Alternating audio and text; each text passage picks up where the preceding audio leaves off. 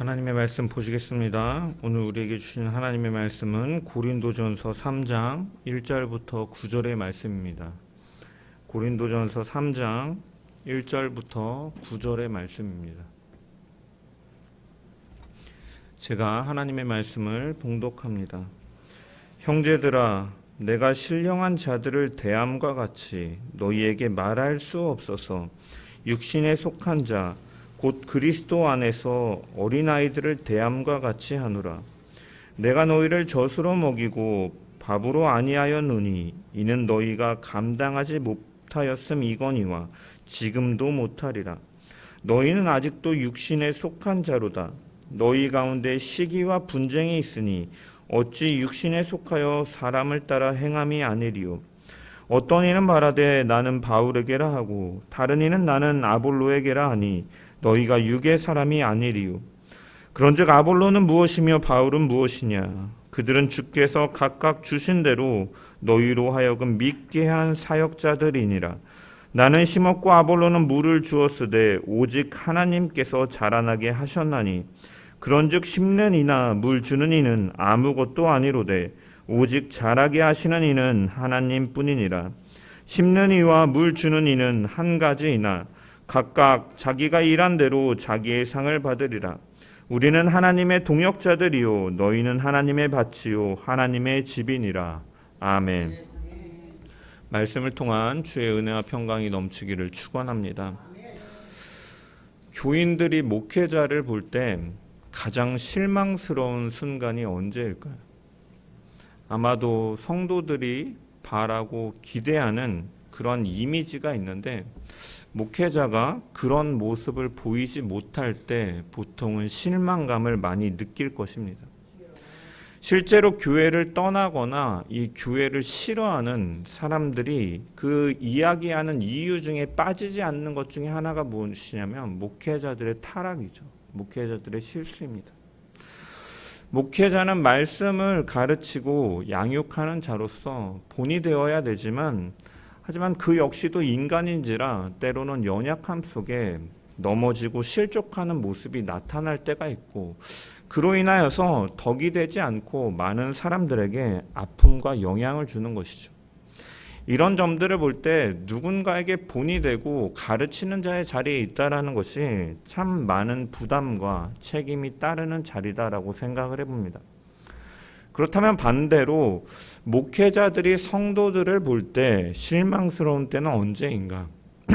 저야 목회 경험이 아직은 짧기 때문에 아직까지는 체감이 되지는 않지만 이 선배 목사님들의 말씀을 들어보면 성도들을 사랑과 그 말씀으로 양육하고 목회의 시간들을 가져왔는데 그러한 시간들을 오랜 시간 보낸 후에도 변하지 않고 성도들이 그대로인 모습을 볼 때 목회자는 많은 실망을 갖는다라고 말씀하는 것을 보았습니다. 그런 모습들을 보면서 이 내가 능력이 너무 부족한 것이 아닌가 싶기도 하고 목회에 대한 회의감이 들기도 하고 때로는 목회 현장에서 떠나고 싶을 때도 있다라고 말씀하는 목회자들이 있습니다. 오늘 바울도 어떻게 보면 그러한 심정을 가지고 고린도 교회를 향해서 편지를 쓰고 있는 것이죠. 바울은 문제를 가지고 있는 고린도 교회를 향해 편지를 쓰면서 이 그들 가운데 있는 문제들 중에 우선적으로 다루고 있는 것이 우리가 계속해서 살펴보는 것처럼 분파를 짓고 분쟁을 하는 그들의 모습입니다. 그것을 먼저 다루고 있고 책망과 권면을 하고 있는 것이죠. 이 내용이 바로 인사말 뒤에 1장 10절부터 4장 21절까지가 바로 이 문제를 다루고 있는 내용입니다. 그래서 우리가 이전에 살펴본 것처럼 2장에서는 그 너희가 왜 세상의 지혜와 그 세상에 있는 것들을 교회로 갖고 와서 분파를 짓고 왜 분쟁을 하느냐라고 말하면서 우리에게 주신 하나님의 지혜와 능력만을 붙들라. 그리고 그것은 바로 십자가의 도다라고 예수 그리스도와 그의 십자가만을 그가 강조하며 가르쳤던 것이죠. 2장에서 그렇게 십자가의 도를 하나님의 능력과 지혜의 그 십자가의 도를 언급한 이후에 오늘 3장에서는 이 고린도 교회 성도들이 추종하면서 분파를 지은 이 복음의 사역자들이 사실은 하나님 안에서 동일한 목적으로 하나님께 헌신하는, 그리고 분업하고 보완하는, 사역하는 존재임을 드러냄을 통해서, 그리고 그것을 결국은 내가 씨를 뿌리고 아볼로는 물을 주었지만 자라게 하시는 하나님이다라는 것. 우리는 아무것도 아니로되 너희가 우리를 따르고 우리의 이름을 내세울 것이 아니라 너희는 하나님을 바라보라. 너희가 지금 이 당파를 짓고 있는, 분쟁하는 것이 바로 성숙하지 못한 젖먹는 어린아이와 같은, 육에 속한 자와 같은 모습이다라고 책망하고 있는 것입니다. 그러한 전체적인 그림 속에서 1절의 말씀을 살펴보면 1절에 형제들아 내가 신령한 자들을 대함과 같이 너희에게 말할 수 없어서 육신에 속한 자 곧 그리스도 안에서 어린아이들을 대함과 같이 하노라 라고 말하고 있습니다. 바울은 이 분쟁이 밤낮 없이 계속되고 갈등이 극심해져서 분열하고 있는 고린도 교회를 향해서 어떻게 보면 많은 실망감을 가지고 있었음에도 불구하고 계속해서 우리가 살펴본 것처럼 공통적인 호칭으로 그들을 부르고 있는 것이죠. 무엇입니까? 바로 형제들아라는. 이것은 현재 책망받고 있는 고린도 교회 성도들이나 지금 주의 사랑으로 그들을 권면하고 있는 바울이나 그리스도 안에서 강하게 묶여진 한 형제임을 드러내는 것이죠. 그들의 잘못된 것을 책망하고 권면하고 있기는 하지만 이것은 주 안에서 사랑함으로써 그들을 정죄하고 비판하기 위해서 하는 것이 아니라 하나됨을 세워가기 위해서 그 사랑으로 감당하고 있는 것입니다. 그러면서 그들을 향해 뭐라고 말합니까? 신령한 자들을 대함과 같이 너희에게 말할 수가 없다라고 말을 합니다. 여기 신령한 자들이라고 번역된 헬라어 단어가 푸뉴마티코이스라는 단어인데, 여러분 이 단어가 2장에서는 어떠한 의미로 쓰였냐면 성령을 소유한 거듭난 그리스도인을 지칭할 때 사용됩니다. 그리스도와 그의 십자가를 믿고 그 십자가의 도를 믿는 자들, 성령의 조명 속에서 그것을 믿는 자들, 쉽게 말해서 한마디로 정의하면 구원받은 자들이라는 의미에서 2장에서는 푸뉴마티코이스라는 단어가 사용되었다는 거죠.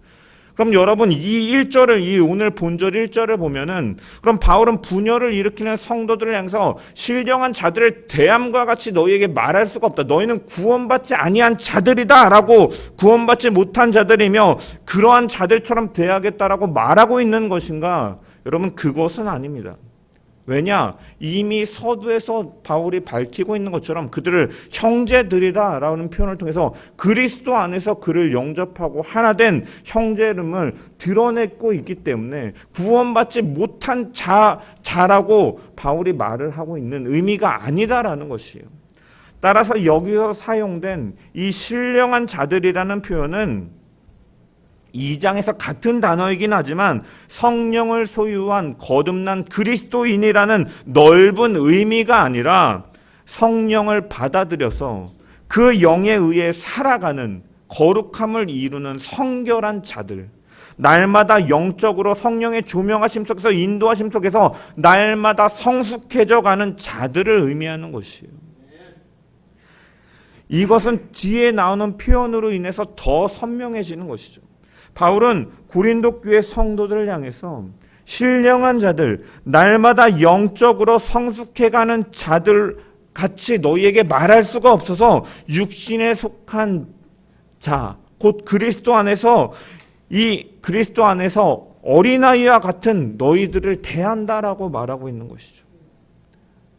여러분 우리가 여기서 육에 속한 자라는 표현을 우리가 이원론 쪽으로만 생각한다면, 영에 속한 자, 육에 속한 자, 대표적으로 로마서에 보면 성령의 생명과 성령의 법 아래 있는 자들, 아니면 육에 속한 자들, 구원받은 자와 구원받지 못한, 이러한 이원론 쪽으로 보면은 이 구절이 너희는 육신에게 속한 자, 분쟁을 일으키는 너희는 구원받지 못한 자다라고 바울이 정죄하고 있는 것처럼 보이지만 사실은 이것은 구원받지 못한 자를 가리키는 것이 아니라 그리스도 안에 있는 자들로서 구원은 받았지만 성숙하지 못한 어린아이와 같은 자를 지칭하고 있는 것을 보게 되는 것이죠. 그래서 우리가 한글 성경으로 문자만 갖고 와서 여러분 이것을 해석하고 하는 것은 위험하다는, 사실 원어를 같이 봐요.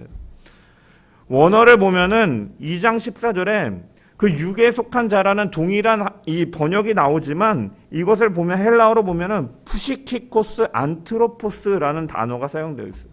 근데 여기 3장에 보면은 이 육에 속한 자라는 것은 사르키노이스라는 단어, 사실은 육에 속한 자라고 동일하게 번역되어 있지만 다른 단어가 사용되어 있습니다.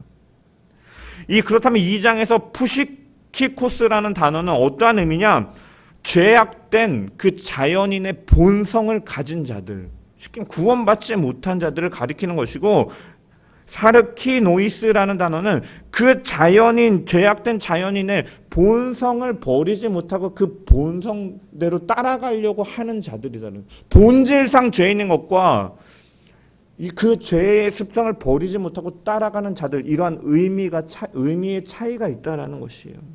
즉 구원은 받았으나 성령을 소유하고 있으나 성숙하지 못하기 때문에 이전의 옛사람의 습성대로 살아가려고 하는 자들 향해서 가리키는 것이에요. 이 3장 1절에 육에 속한 자는, 바울은 이 고린도 교인들을 향해서 이 대조적인 표현을 사용하고 있다는 것이죠. 신령한 자들과 육에 속한 자, 그들은 신령한 자들, 성령을 통해서 예수 그리스도를 주로 고백한 구원받은 성도이지만 동시에 육에 속한 자들처럼 그리스도 안에서 영적 어린아이 같이 성장하지 못하고 있는 것을 가리키고 있는 것이죠. 그들을 책망하고 있는 것입니다.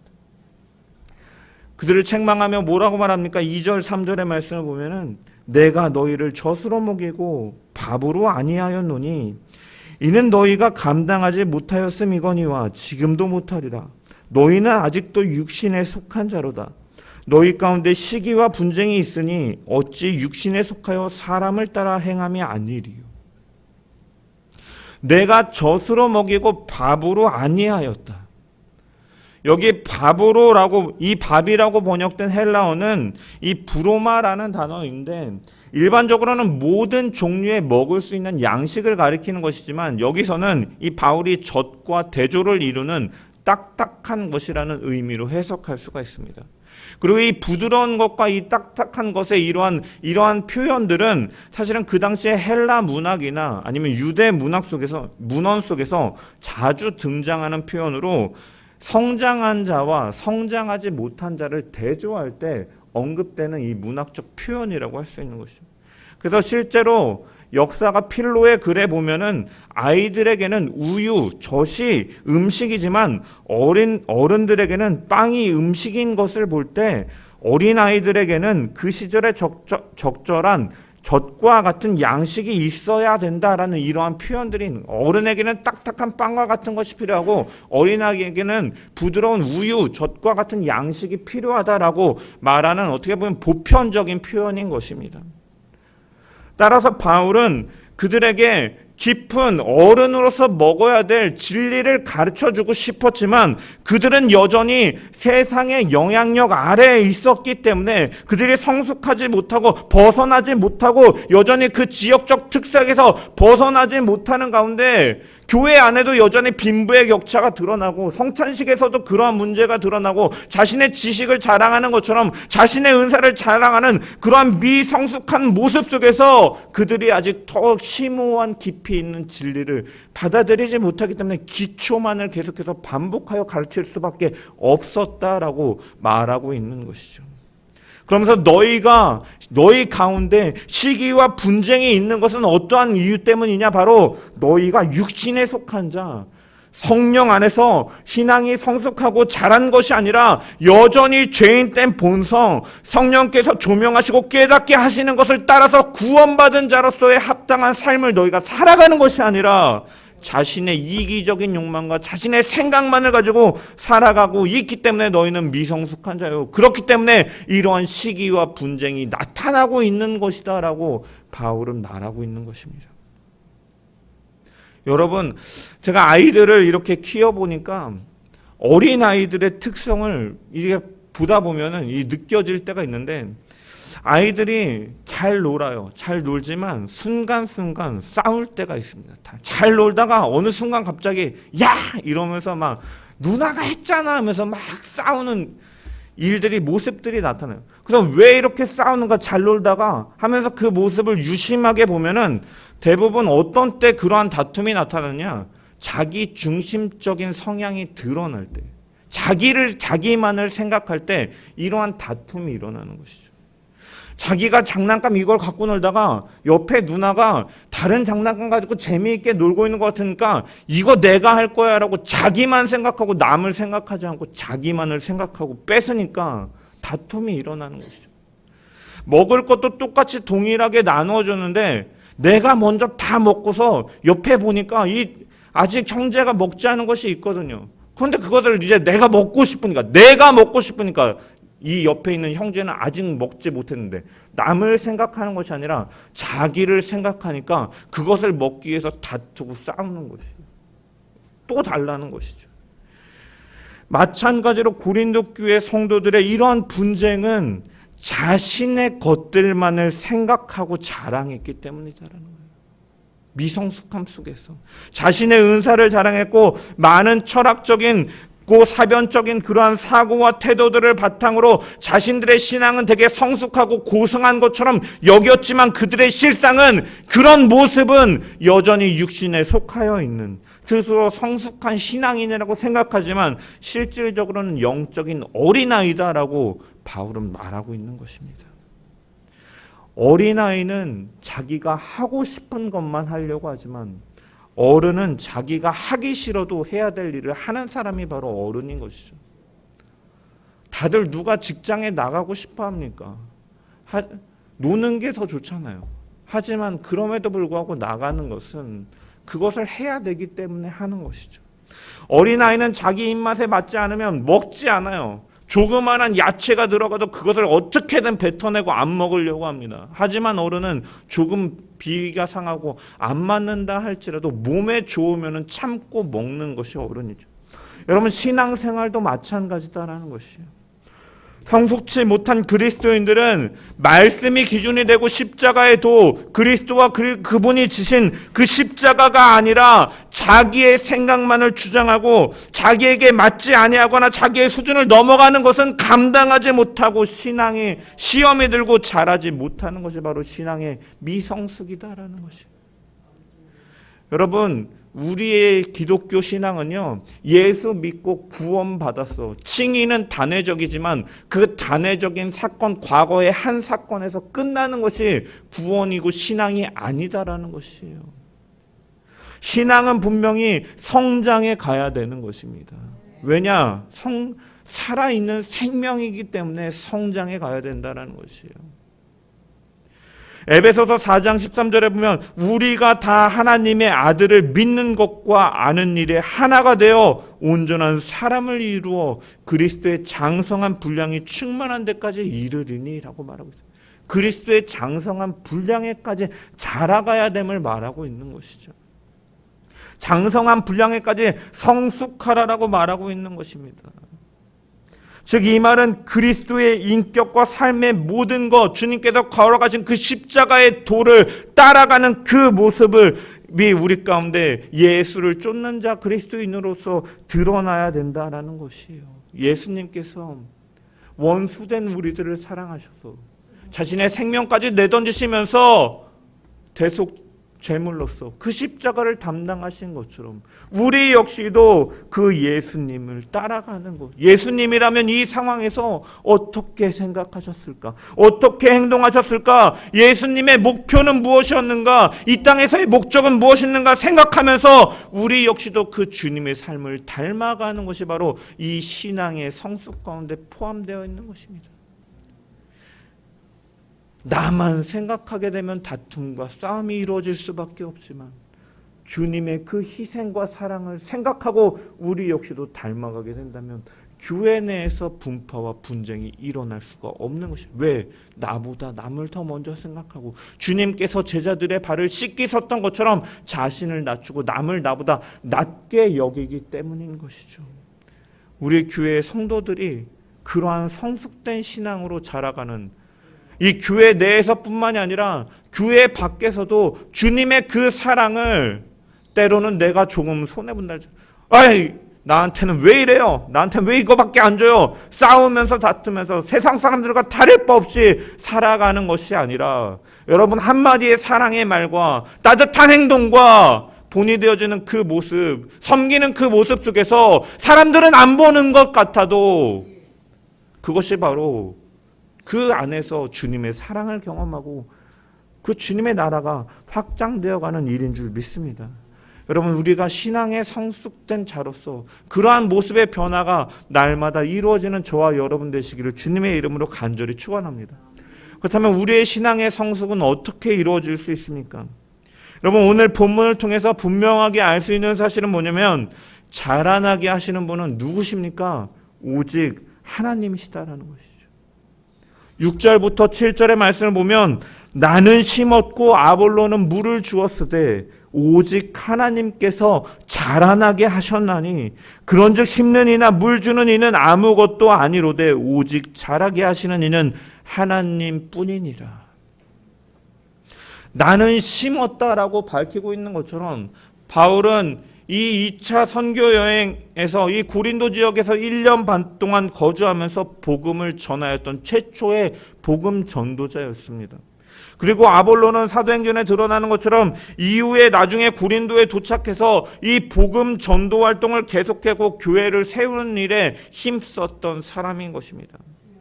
바울이 한 일은 심는 것이었습니다. 그리고 아볼로가 한 일은 물을 주는 것이었습니다. 하지만 그랬다고 여러분 무조건 꽃이 피고 열매는 맺는 것은 아닙니다.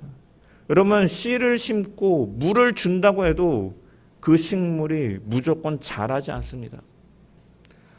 저희 집에 화분이 몇 개 남는 게 있어서 아이들이랑 같이 열심히 씨를 심고 물을 주었는데 잘 안 자라더라고요. 왜 그런지는 모르겠지만 잘 안 자라더라고요. 여러분, 꽃이 피고 열매를 맺기 위해서는 하나님께서 햇빛을 주시고 적절한 온도와 비를 내려주시고 이 봄을 알리는 봄바람을 불어주셔야지 꽃들이 피고 잎사귀를 내고 열매를 맺는 이러한 과정이 있다. 아무리 농부가 씨를 뿌리고 물을 준다 할지라도 결국은 자라게 하시는 이는 하나님이신 것처럼 마찬가지로 우리의 신앙의 성장을 위해서 늘 자라나게 하시는 분은 누구십니까? 하나님이시다라는 거예요. 그 하나님을 의지해야 된다라는 것입니다. 제가 아무리 설교를 탁월하지도 않지만 잘 전한다 할지라도 그 가운데 하나님께서 역사하시지 않는다면 우리의 신앙은 성장해 갈 수 없다라는 거예요. 결국 우리의 부흥이라고 말하는 것, 여러분 성경이 말하는 부흥은요 하박국에 한 번 등장해요. 그런데 그 부흥은요 어떠한 양적인 부흥을 말하는 것이 아닙니다. 하나님과 하나님의 백성들이 바른 관계에 서가는 것을 바로 부흥이라고 말하고 있는 것이에요. 이 바로 서가는 관계를 만들어 가시는 이는 누구시냐? 결국은 하나님이시다라는 거예요. 바울은 고린도 교회 성도들이 자신을 추종하고 아볼로파를 만들어서 각각의 사역자들을 추종했지만 그것은 결코 바람직하지 않다. 그것은 아무것도 아니로되 오직 하나님께서 자라게 하시는 이라라고 말하고 있는 것이죠. 우리는 여기서 분명한 두 가지를 알 수가 있습니다. 하나는 바울이 2000년 교회 역사에 있어서 굉장히 위대한 전도자이자 위대한 변증가로 많은 사람들에게 복음을 전하였다 할지라도 아볼로가 그 심겨진 복음 위에 자신의 그 탁월함과 그 언변으로 인하여 그 헬라 철학에 능한 그 사람들을 향해서 물을 주었다 할지라도 이를 자라게 하신 분은 바로 하나님이시다라는 것이죠. 아무리 사람이 일을 한다 할지라도 하나님께서 하셔야 되는 것이 하나님께서 하셔요. 또 한 가지는 심다, 물을 주다라는 동사를 헬라어로 보면은 과거형으로 기록되어 있어요. 과거에 있었던 일이라고 바울은 말하고 있는 거예요. 사실은 아볼로는 그 한 번 말씀을 전한 것이 아니라 지속해서 이 고린도 교회 성도들에게 말씀을 전했잖아요. 그런데 이 과거형으로 기록된 반면에 하나님께서 자라게 하셨나니는 여러분 미완료형으로 기록되어 있어요. 과거형은 한 번에 이전에 끝난 것을 가리키는 것이고, 미완료형은 어떠한 의미입니까? 끝나지 않고 계속되는 의미를 갖고 있는 거죠. 즉 인간의 사역은 과거로 정리될 수 있고 사라질 수도 있지만, 하나님의 일하심은 과거와 현재와 미래까지 우리 가운데 함께 하시고 역사하시는 사역이 있다라는 거예요. 그렇기 때문에 우리는 자라갈 수가 있다라는 것입니다. 우리는 이 하나님의 그 자라게 하심을 믿고 의지하는 가운데 우리는 나아가야 될 줄 믿습니다. 그 다음에 이 하나님을 의지한다라는 것, 자라게 하시는 하나님을 의지한다라는 것은 어떠한 의미입니까? 마태복음 4장 4절에 예수님께서 광야에서 사탄에게 시험을 받으실 때 너가 40일 동안 금식하지 않았느냐? 이 돌멩이를 떡으로 바꿔봐라 라고 했을 때, 사람이 떡으로만 살 것이 아니요 하나님의 입으로부터 나오는 모든 말씀으로 살 것이다. 모든 말씀으로. 말씀이 바로 우리를 살게 하고 성장시키고 자라나게 하는 영양분임을 주님께서는 말씀하신 것입니다. 바울도 로마서 10장 17절에 그러므로 믿음은 들음에서 나며 들음은 그리스도의 말씀으로 말미암느니라라고 말씀하고 있습니다. 이 말씀을 통하여 우리는 말씀을 듣고 읽고 가까이 함을 통하여 우리의 신앙은 성장해 나가는 것입니다. 하나님께서 우리에게 계시하시고 우리에게 자신의 뜻을 알게끔 하시는 이 말씀을 통하여서 우리는 자라날 수가 있는 것이죠.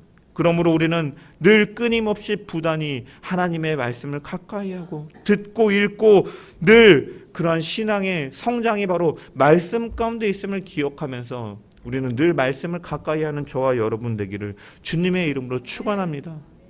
또한 이 말씀이 어떤 때 성장이 되어지느냐, 내 삶 가운데 경험되어질 때 이 우리의 신앙은 성숙되어지는 것이에요. 여러분 히브리서 5장 13절의 말씀을 보면은 이는 젖을 먹는 자마다 어린아이니 의의 말씀을 경험하지 못한 자요라고 기록되어 있어요. 여기도 똑같이 동일하게 젖을 먹는 자와 이 성장하는 자를 대조시키고 있는데, 성장하는 자는 성장하지 못한 자는 어떠한 자라고 말합니까? 말씀을 경험하지 못하는 자라고 기록되어 있는 거예요. 여러분 듣고 아는 지식의 말씀이 이제는 깨달아져서 내 삶 가운데 발견되어지고 경험되어질 때 우리의 신앙은 성장해 나가는 것입니다. 하나님이 우리의 창조주가 되신다. 하나님은 우리의 모든 것을 공급하여 주신다. 이스라엘 백성들에게 만나와 메추라기를 공급하여서 광야의 생활을 보낼 수 있게 하신 것처럼 우리의 삶 가운데 인도하여 주시고 지켜주신다라는 것을 아무리 안다고 할지라도 그것이 내 삶 가운데 정말로 깨달아지고 알지 않는다면 그것은 지식에 머무르고 마는 것이죠. 그 하나님의 그 말씀을 통해서 내 삶을 돌이켜보았을 때, 하나님께서 이 순간에 이렇게 나에게 이렇게 공급하여 주셨구나. 이렇게 나를 지켜주셨구나. 이렇게 나를 구원에 이르도록 붙들어 가시는구나를 날마다 경험함을 통하여서 하나님이 얼마나 우리를 사랑하시고 예수 그리스도가 우리의 모든 죄악을 담당하셨다는 그 사실이 정말로 내 삶 가운데 깨달아지고 알게 될 때 우리의 신앙은 성장해 나가는 것이죠. 아무리 주님이 우리의 죄를 대신하여 죽으셨다라고 말한다 할지라도 내가 죄인임을 깨닫지 못하고 내가 정말로 죽을 자임을 깨닫지 못한다면 그 은혜와 그 사랑이 얼마나 큰지를 경험하지 못하게 되고 그것은 만큼 허무한 것이 없는 것이죠. 야곱은 자신이 원하던 목적을 위해 수단과 방법을 가리지 않고 살았지만 결국 그의 삶은 자신이 속였던 것처럼 외삼촌으로부터 속임을 당하고 아들들로부터 속임을 당하는 그러한 아픔을 경험하였습니다.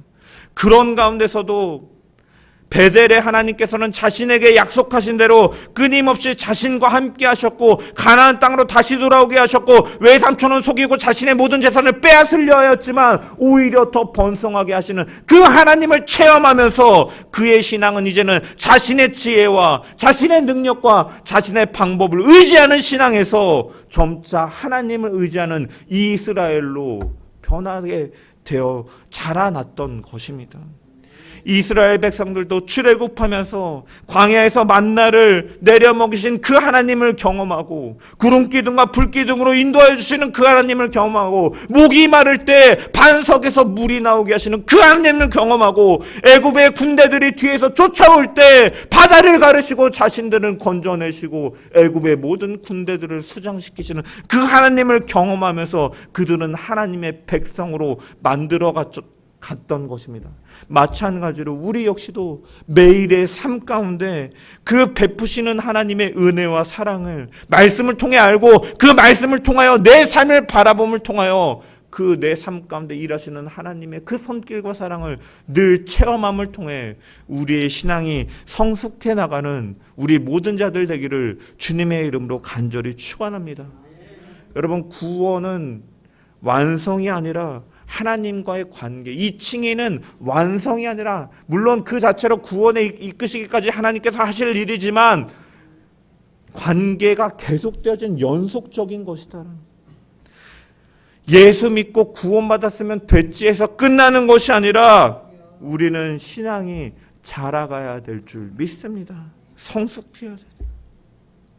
그리고 또 한편으로는 이 바울은 성숙된 자로서 이 고린도 교회 성도들 향해 권면하고 있는데 그는 우리는 씨를 뿌리고 물을 주는 자가 아볼로는 물을 주었다. 나는 씨를 뿌렸다라고 말하고 있는 것처럼 성숙된 자는 하나님의 일을 감당해 나가는 자들.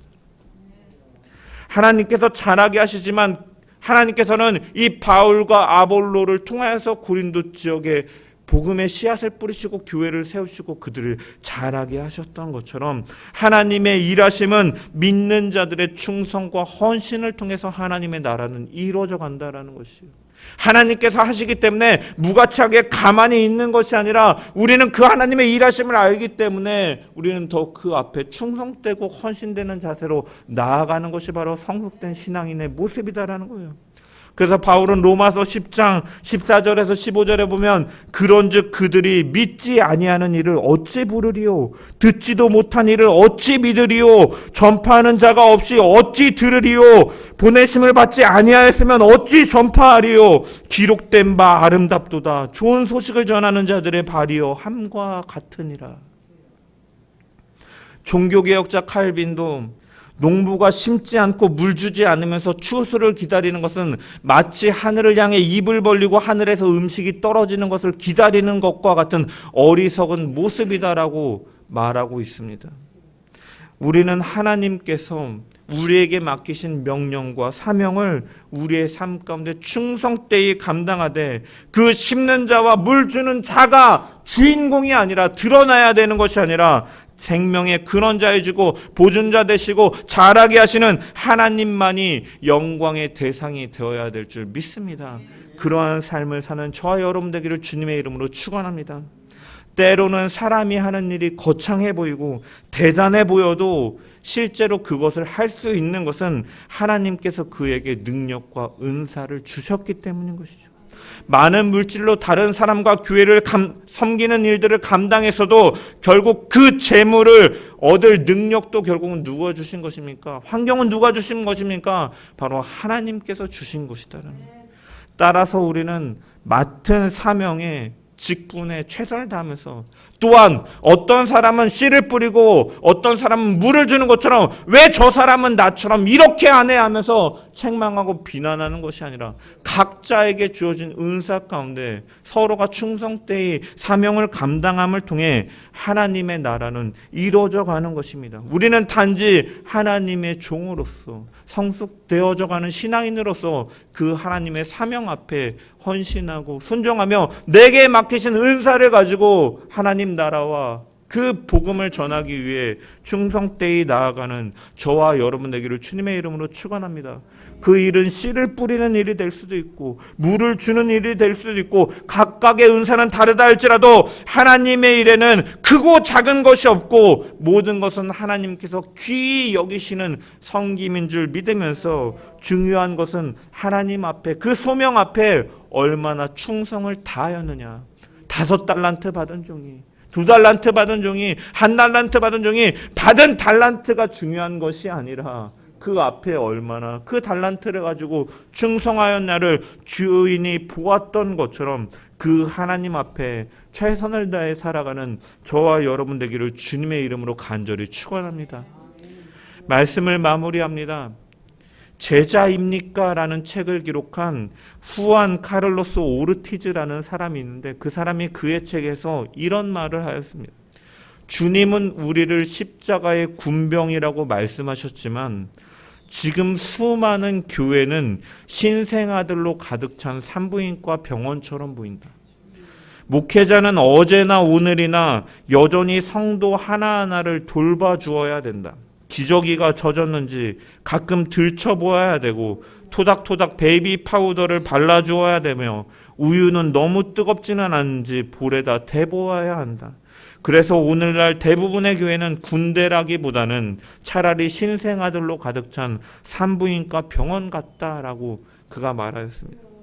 여러분, 우리의 신앙은 어떠한 모습을 갖고 있습니까? 우리는 생명이 있는 한 이 자라가는 것처럼 우리의 믿음도 살아있다면 매일매일 자라가야 될 줄 믿습니다. 젖만 먹고 사는 어린아이로 끝나는 것이 아니라 밥도 먹고 딱딱한 것도 먹고 능히 소화시킬 수 있고 그 하나님의 뜻 앞에 헌신되이 충성할 수 있는 주님의 자녀, 성숙한 그리스도인들 되는 저와 여러분 되시기를 주님의 이름으로 간절히 축원합니다.